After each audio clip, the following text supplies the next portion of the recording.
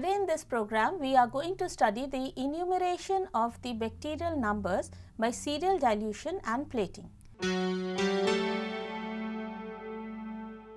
Enumeration means counting the numbers. Enumeration holds different significance. Enumeration of the bacteria is needed for many practical importance.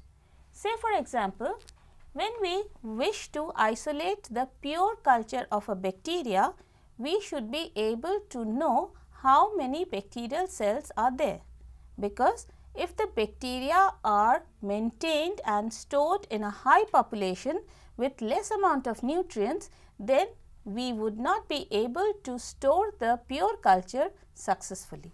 Then for determining the potability of the water, a water can be potable water or it can be contaminated water. Potable water is the one which the human is able to consume, and in potable water we say that the number of bacteria should be 2 or less than 2. So, if we are not able to count the bacteria that is present in a sample of water, we cannot characterize it as a potable water. On the other hand, the contaminated water may contain numerous bacteria, and therefore, if we take a water sample and count the number of bacterial colonies, indirectly we are counting the number of bacteria present, we are able to tell that the water will be consumed or it is not fit for consumption. Another importance of the enumeration of the bacterial cell is when we wish to calculate the number of bacteria that is present in a particular food sample. The fast food that we consume nowadays, we do not know when it was prepared and we are consuming it after a long hour. So, if we wish to know the number of bacteria that is present in that particular food stuff, we should be well aware with the techniques of enumeration of the bacterial cells, and then we will be able to say whether the food is fit for consumption or it should not be consumed. And the important application of enumeration is determination of the number of microbes that are present in a clinical sample. Now, this clinical sample can be blood, this clinical sample can be a urine, this clinical sample can be any bodily fluid. So, if we wish to know the number of microorganisms that are present in the blood, and if we wish to know that the particular types of microbes that are present in the blood that may be causing the disease or that may be exhibiting different clinical manifestations in the human body. So, we should be able to enumerate them. For example, when we have a fever, we go in for the blood test, the pathologist take out the blood and he studies the bacteria that is present in the blood. He not only sees the bacteria that is present in the blood, he is able to tell you the number of bacteria that is present in your blood sample, and that is a method of enumeration. The same thing happens when we go in for the analysis of cerebrospinal fluid, whether the bacteria is present or not. So, in order to study different clinical samples, we should have a good idea of enumeration of the bacterial cells.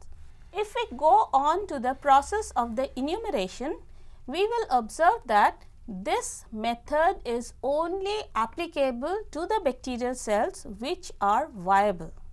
Now, viable means those bacteria which are living. In an environmental sample, there are many bacteria which are living, but they cannot be cultured. We call those bacteria as viable but non-culturable, that is VBNC. So, if we take an environmental sample, say for example, a soil, a water or anything from the environment, and if we wish to enumerate the number of bacteria, we are actually enumerating only the viable cells that are growing onto the surface of the media. We are not enumerating the viable but non-culturable bacteria because they are not able to grow. So, this is a test only with the viable cells. This is not a test with the cells which are viable but non-culturable. The process of enumeration of the bacteria, it has got two stages. The first stage is serial dilution and the second stage is plating. Now, let us go to the serial dilution technique and then we proceed for the plating technique, which can be pour plate or spread plate. In the serial dilution, we have set of test tubes, and these test tubes are kept in a test tube rack. In all the test tubes, we take 9 ml of water, sterile water. This water should be sterile because we wish to enumerate the bacteria which is present in the sample, not the bacteria which is present in the water. So, we should get rid of all the bacteria in the diluent, that is, it can be a buffer, it can be a water. In the first test tube, we pour 1 ml of the bacterial culture. It can be blood, it can be cerebrospinal fluid, it can be urine, or it can be a soil sample which is mixed in water. Now, this test tube is marked as the first test tube, which can be treated as the stock, or since 1 part is water out of 10, we mark it 10 to the power minus 1. Now, from the first test tube, we take 1 ml, and to the second test tube, which is having 9 ml of water, therefore, this sample is diluted 10 times. Like this, we go on diluting the sample by taking 1 ml from the previous test tubes to the 9 ml of water, and this goes on to the say 6th or the 7th test tube. So, in each step, we are serially diluting the sample by 10 times dilution. We say that the dilution goes 1:10 to 1:100, 1:1000, and then 1:10,000. So, each test tube serially gets diluted, and this is what we refer to as the bacterial dilution or serial dilution of the bacterial culture. Ma'am, I have a question. In the dilution method, why we use 10 times consistently? Why not something else? Now, this is not necessary that you dilute the sample 10 times. It may happen that you may dilute the sample 100 times or 1000 times, but whatever you do, that should be maintained serially. For example, for the first set of test tube, if you dilute it 100 times, the second set should be 100 times, third set should be 100 times. But we practically go in for the 10 times dilution because the 100 times dilution is much larger. It may happen that in 100 times, you may have a number of bacteria which suddenly disappear in the next 100 time dilution, because the dilution range is far greater. So, we try to maintain a range where we should have the number of bacteria viable, and we should be able to count it, we should be able to observe it. Now, take the sample if it is a solid. For example, I was talking about the solid foodstuffs, or if it is a soil sample, or if it is a body tissue which is having an infection of the bacteria, and we wish to measure the number of bacteria that is present in that solid tissue. In that case, we dissolve that solid matter into a sterile buffer, or you can use sterile water also in the case of soil sample. But if it is a tissue or it is a anything solid part which is coming out for clinical samples, we basically dissolve it in a buffer. Okay. So, if the first dilution or if the first solution is made in buffer, you should have in your mind that this 9 ml which you are going to take in the test tube should again be the same buffer. You cannot do it the first one in buffer and the rest of the things in water. No, you have to maintain the buffer in all the tubes in that case. Now, dilution factor determination is very important because we wish to calculate the number of bacteria that is present in a particular amount of the sample. Now, this particular amount can be 1 ml, can be 100 ml, can be 1 liter also. So, if we do not know the exact volume from where we are enumerating, we will not be able to give the total number of bacteria that is present in the sample. So, dilution factor holds a very important place. Now, for dilution factor, if we take the first test tube which is having 4.5 ml of water or buffer, and you add 0.5 ml of the specimen to it, and to the second test tube which is having 9 ml of saline or water, whatever it is, and you take 1 ml from the first test tube, that means here again you are making 10 times dilution. You could have added 1 ml in 9 ml. The same thing happens over here, we have added 0.5 in 4.5. So, 10 times dilution is there. So, when we add 0.5 ml to 4.5 ml of the buffer or saline or water, what we basically get is in 5 parts. That means total makeup is 5 ml, 4.5 plus 0.5, 5 ml, and in this 5 ml you have got 0.5 of the sample. So, we write it 0.5 slash 5 ml. That comes out to be 5 by 50. That means 1 by 10 for the first test tube. Therefore, the dilution factor is 10 to the power minus 1. The first dilution, as I told you, is 10 to the power minus 1.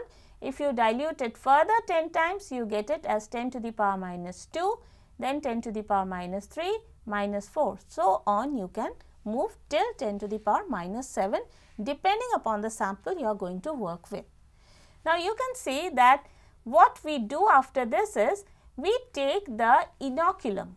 Inoculum means the amount of the sample from the test tubes. Now 1 ml of the inoculum is taken in this plate which is coming up from 10 to the power minus 3, and 1 ml of the inoculum is coming up from 10 to the power minus 4. And if we allow this plate to incubate, you will find that the number of bacteria decreases 10 times where the dilution is 10 times diluted, and therefore we are able to count the bacteria in a much easier manner compared to the one which is coming out from the higher dilution. After we are done with the serial dilution of the sample, which is either a liquid or solid, we will proceed for the plating method. This plating method can be of two types. Either it can be pour plate method or it can be spread plate method. In the pour plate method, we take the inoculum from the test tubes that have been diluted. This inoculum is usually taken off from the test tubes which are having higher dilution. That means 10 to the power minus 4, minus 5, minus 6, minus 7. We do not take the inoculum from the lower dilutions, say 10 to the power minus 1 or minus 2. This is because the number of bacteria in the lower dilution is far greater in compared to the higher dilution, and therefore, if we get numerous colonies in a plate, we won't be able to count the number of bacterial colonies.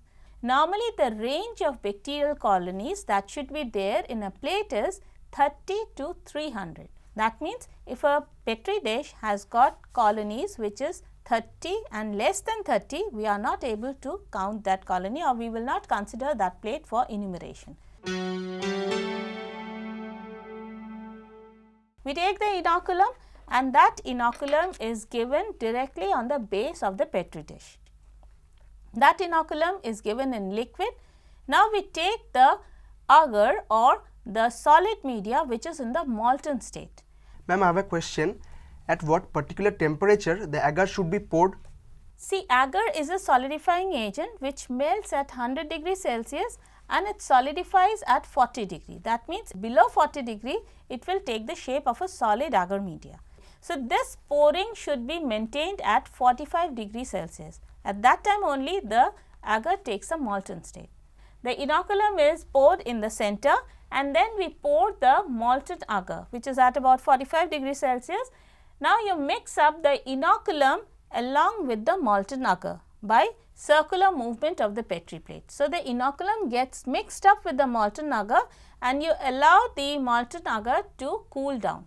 When you allow it to cool down, you will see it solidifies, and now it has got all the bacterial cells that were present in the inoculum. We invert this Petri plate and put it inside the incubator, and after overnight culturing inside the incubator, take out the plate and you will see the number of colonies that appear onto the plate of the solid surface media. Here you can see the result of the pour plate technique that is done after serial dilution. This is the first plate I am referring to. This has been taken up from a dilution which is far lower, that means 10 to the power minus 2.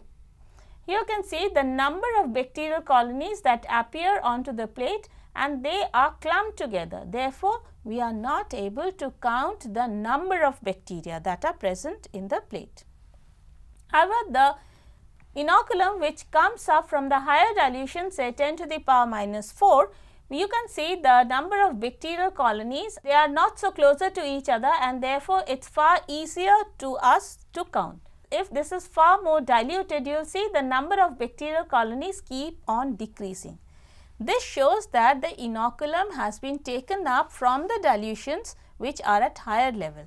So, if you keep on taking the inoculum from the higher dilution, you will see that 10 times the decrease in the bacterial number takes place. Now, after incubation, we observe the colonies that appear onto the solid surface media. So, numerous colonies appear and we are able to count the number of colonies because they are isolated. Now, if you take out a single colony and put it on some selective media, then you are able to prepare the pure culture of that particular bacteria. Each of the discrete colonies that appear onto the solid media is a colony forming unit. As I told you, colony is a population of the bacterial cell which comes out from a division of a single bacteria. That means each colony represents a single bacteria. So, we count these colonies and we call them colony forming unit or CFU. Inoculum has been used at a volume of 1 ml. That means the colony forming unit we are getting is from 1 ml. We count it as CFU per ml, and that in turn gives you the number of bacteria that is present in 1 ml of the inoculum. We have already studied this technique in the isolation of the single colony and for production of the pure culture. This is again repetition of the same technique, but the only difference is the spread plating is done with the inoculum which comes out from the test tubes of the serial dilution. Now, this inoculum has to be measured. Either you can take an inoculum of 1 ml or 0.5. We do not take more than 1 ml because this inoculum has to be spread over the surface of the solid agar media, and if more than 1 ml is used, whole of the inoculum is not absorbed on the surface of the solid agar media. We serially dilute the sample, then we transfer 0.1 ml of the final 3 dilutions which are at a higher level, and we normally go in for the duplication or we normally go in for the replica plating. Replica plating means you take 0.1 ml from 10 to the power minus 3 and that 0.1 ml should be taken in 2 Petri plates. That means the number of colonies that appears in 2 Petri plates, you should get an average of the number of colonies, and therefore you are able to tell the number of bacteria that are present. Now, we spread this 0.1 ml of inoculum evenly over the entire surface of the nutrient agar media. This 0.1 ml inoculum gets absorbed inside the nutrient agar media, and this is done with the help of spreader. Do not use the same spreader for all the dilutions. So, every time you use the spreader, flame it and then use the sterile spreader for the next duplication experiment. Okay. Now, invert the plates after you are done with the spreading and then put it inside the incubator at 37 degrees Celsius overnight and then count the number of colonies that appear in the plate. Ma'am, can streak plate method be used in enumerating the bacterial cells? Streak plate method is not at all used for the enumeration of the bacteria. Now, this is because during the streaking, we take the inoculum in an inoculating needle or in an inoculating loop. Now, inside an inoculating loop, a thin film of bacteria is being made, but we do not know how much volume of bacterial culture is being taken. And if we do not know how much volume is present, we are not able to enumerate the bacteria because we are giving the enumeration by counting the colony forming units per ml or say per 10 ml. And if we do not know the exact volume which has to be enumerated, we cannot tell you the number of bacteria. Okay, and that is why streaking is not at all used for the enumeration technique. This is basically what we refer to the enumeration. That means counting the number of bacteria in a particular volume of the sample. How do we calculate? Let us see this diagram. Suppose you have got a specimen which is taken at a volume of 0.5 ml in a test tube where the diluent or the sterile water is 4.5 ml. So, this is a dilution we call 10 to the power minus 1. We take 1 ml of the inoculum from the first test tube, and the second test tube is having 9 ml of the saline or sterile water, and this dilution is therefore 10 times more, and this is referred to as 10 to the power minus 2. Now, if I take 0.1 ml of inoculum from the first test tube and plate it, now this plating can be done by pour plate technique or spread plate, whatever you feel comfortable with. From the second test tube, we again take 0.1 ml and plate it either by pour plate or spread plate.